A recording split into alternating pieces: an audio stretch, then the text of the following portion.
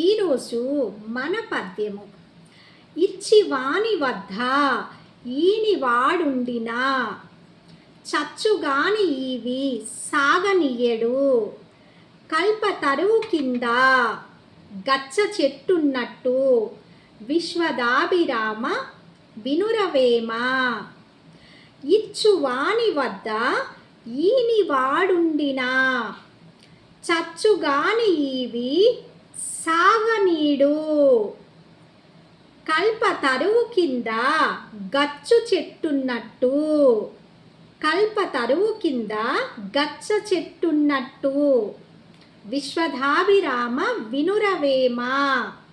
చూడండి, దీని అర్థం ఏంటంటే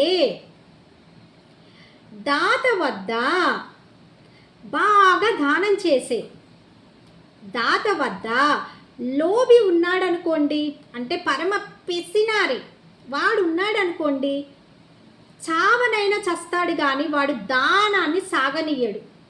ఆ దానం చేసిన వ్యక్తి మనస్సును కూడా చెడగొట్టేస్తాడు. ఇంతెందుకు అంతెందుకు దానం ఎందుకు చేస్తున్నారని వాళ్ళని చాలా డిస్టర్బ్ చేస్తాడు. ఆ దానం ఇచ్చేటట్లుగా చెయ్యడు, ఆ దానాన్ని సాగనివ్వడు. అలానే గచ్చ పొద ఉన్న, అంటే ముళ్ళ చెట్లు ఉన్న కల్పవృక్షం క్రింద ఆ నీడకు ఎవ్వరు కూడా చేరుకోజాలరు. అంటే ఒక పెద్ద కల్పవృక్షం ఉందండి. కల్పవృక్షం ఉంటే మనకి ఎట్లుంటుంది, ఎండాకాలంలో మంచిగా కల్పవృక్షం కింద హాయిగా సేద తీరుతాము. కానీ ఆ కల్పవృక్షం కింద గనక ఒక ముళ్ళ పొదలున్నాయనుకోండి, అసలు అది మనం చేరగలమా, దానికి కింద సేద తీరగలమా? అదనమాట అర్థము.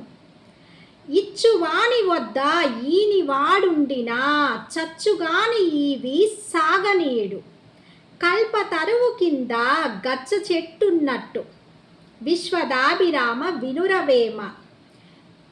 ఎంత బాగా చెప్పారండి అర్థము. మనం కూడా ఈ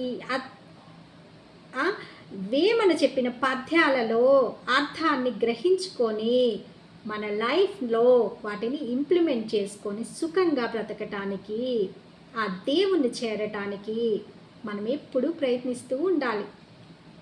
నమస్కారం.